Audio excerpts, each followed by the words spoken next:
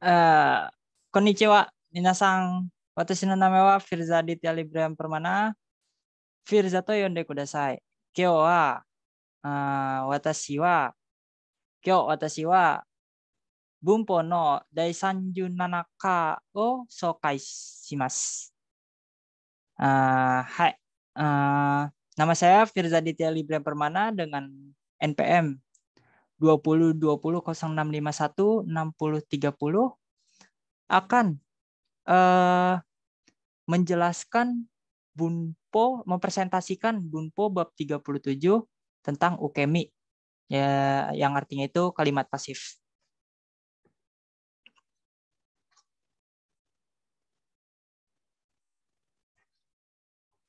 Ya,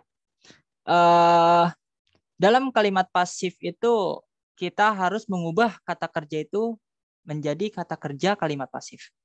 Nah, seperti yang kita tahu, dalam bahasa Jepang itu setiap kalimat kata kerjanya itu pasti selalu berubah. Dan dalam kata kerja bahasa Jepang itu dikelompokkan menjadi 3 kata kerja. 3 kelompok kata kerja, yaitu grup 1, grup 2, dan grup 3. Kita bisa lihat contohnya di gambar ini.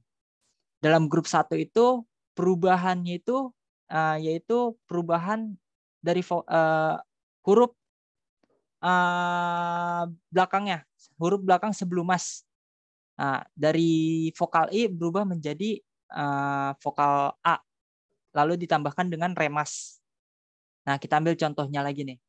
Ada di sini kakimas.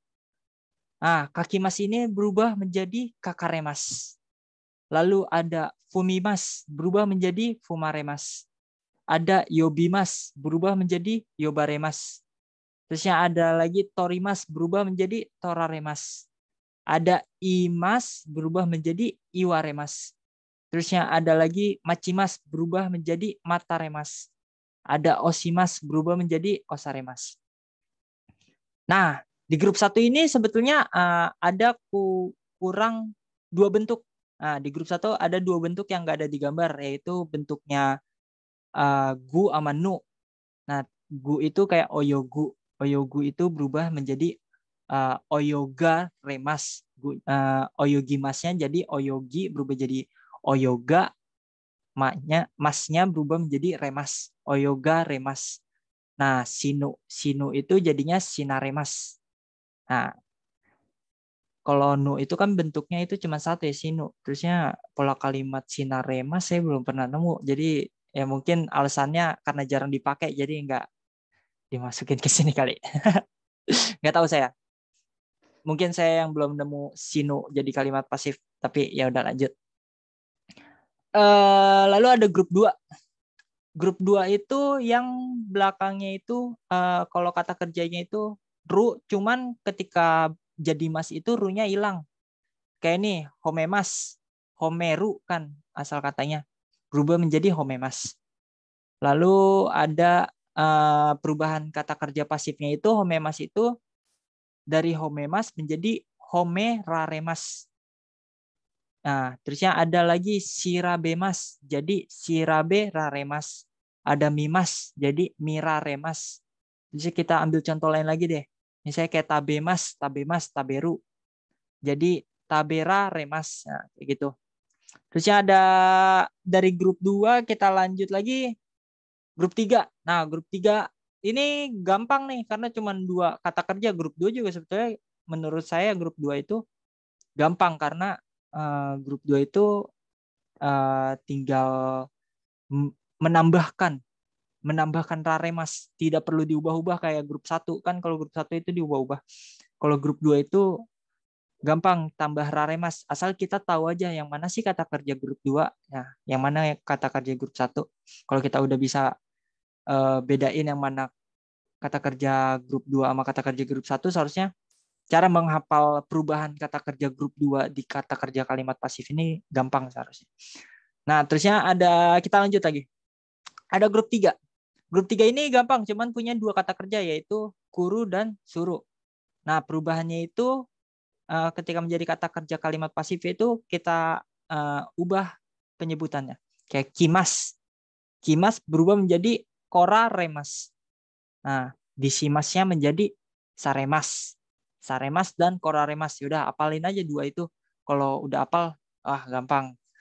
Bisa lanjut. Nah, kita lanjut masuk ke pola kalimatnya. Nah, setelah kita tahu perubahan kata kerja dalam kalimat pasif, nah kita masuk ke pola kalimat pasifnya. Pola kalimat pertama yang akan saya presentasikan itu yaitu pola kalimat kata benda satu, lalu dilanjutkan dengan partikel wa, lanjut lagi dengan kata benda dua, kita lanjut lagi dengan partikel ni, lalu diakhiri dengan kata kerja pasif.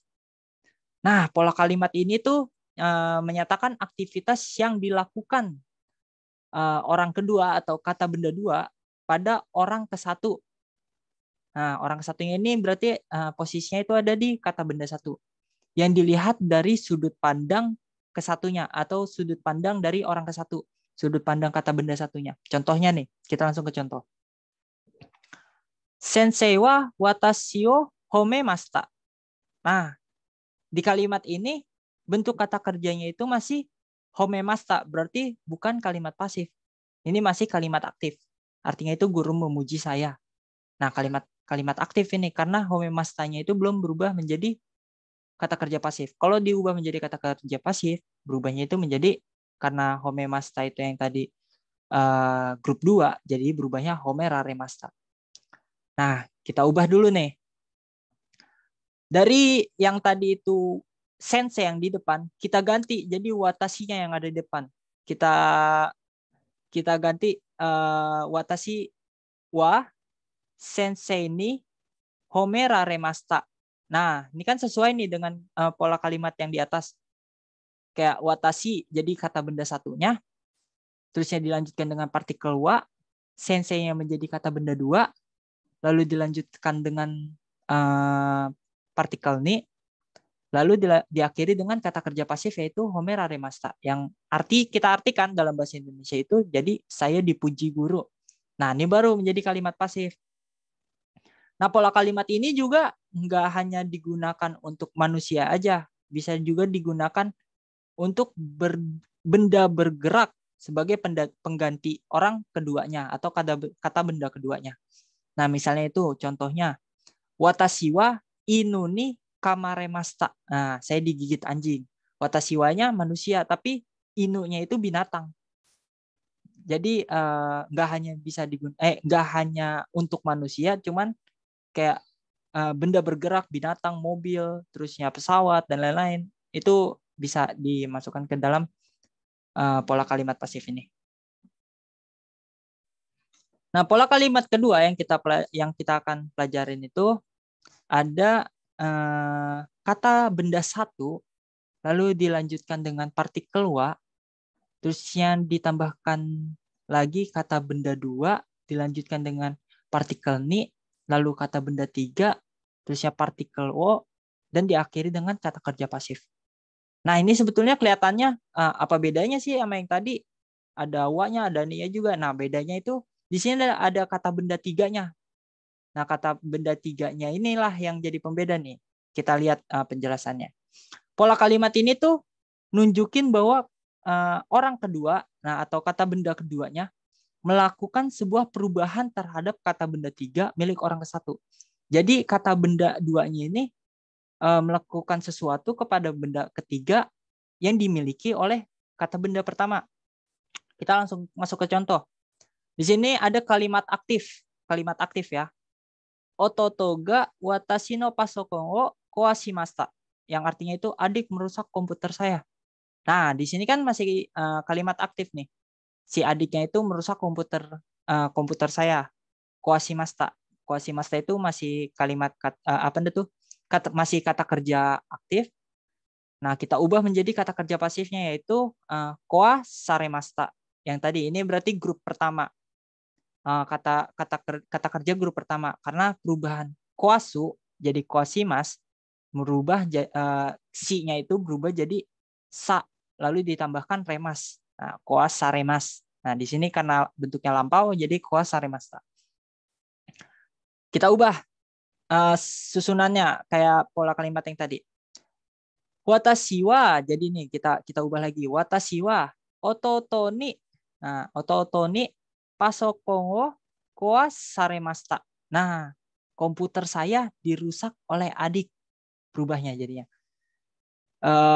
Perubahannya itu bukan, jadi nah ini ada yang suka ketuker nih. Jadi pas cara ngubahnya itu jadinya watashi no pasokon wa. Nah, itu salah karena di sini itu yang pasokongnya itu kan milik kata benda satu. Kalau seandainya yang diubah watashi no pasokon wa, watashi no pasokon wa-nya itu jadi subjek, berarti subjeknya itu bukan watashinya tapi jadi komputernya yang jadi subjek. Nah, itu salah. Karena di sini yang kita jadikan subjek si watashi, makanya watashi doang yang kita ambil. Lalu no pasokongnya itu jadi berubah ni pasokong kayak gitu. Watashi wa ototo ni pasokon wo kowasarimashita. Komputer saya dirusak oleh adik.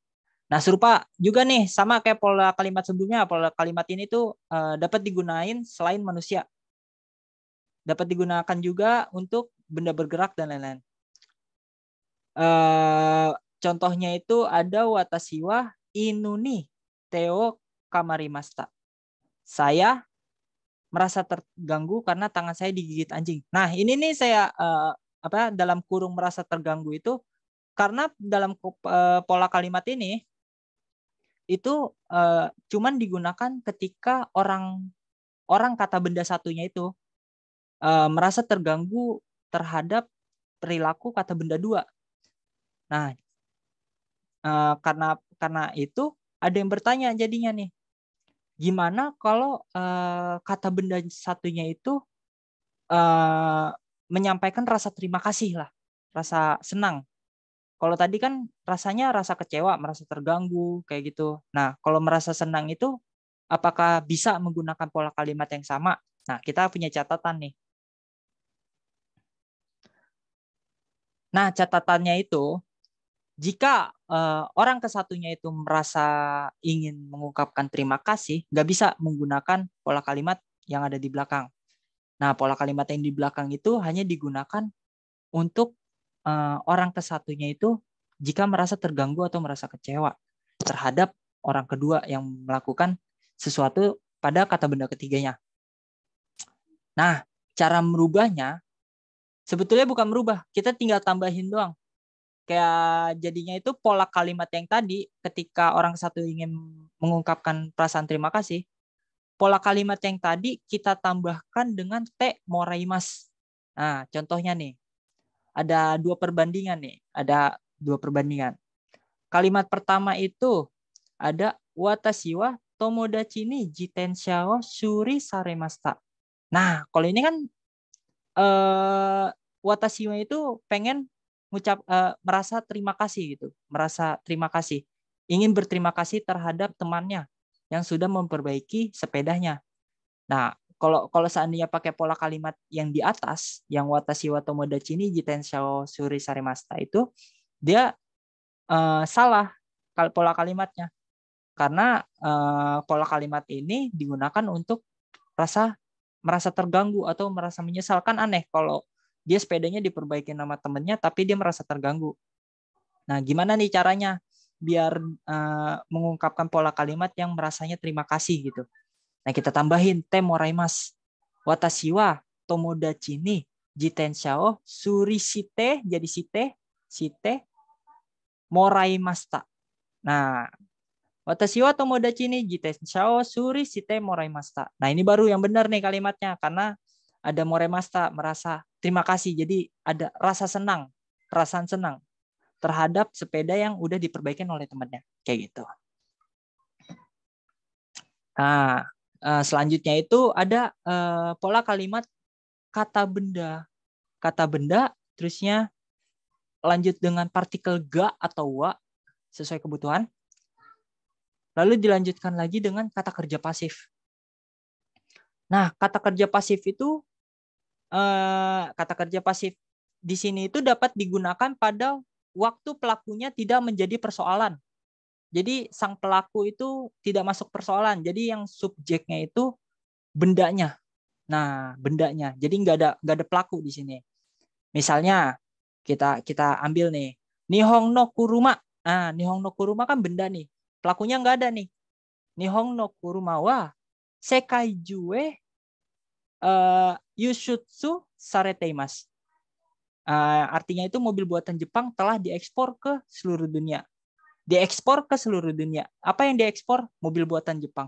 Tapi nggak ada pelaku pengekspornya. Nah, kita gunain pola kalimat ini. Lalu ada lagi contoh kaigi wa Tokyo de hirakaremashita. Nah, rapat telah diadakan di Tokyo. Rapatnya telah diadakan di Tokyo. Siapa pelakunya nggak masuk ke persoalan kalimat. Jadi kita gunakan pola kalimat ini. Kayak gitu. Kalau ada yang mau ditanyakan, komentar aja, komentar. Nah, berikut pola kalimat yang dapat saya presentasikan, pola kalimat pasif yang dapat saya presentasikan pada video ini. Kurang lebihnya mohon maaf karena manusia bukanlah makhluk yang sempurna. Saya terima kasih yang sudah menonton. Kapan-kapan kita ketemu lagi. Ya, terima kasih. Arigatou gozaimasu. Bye-bye.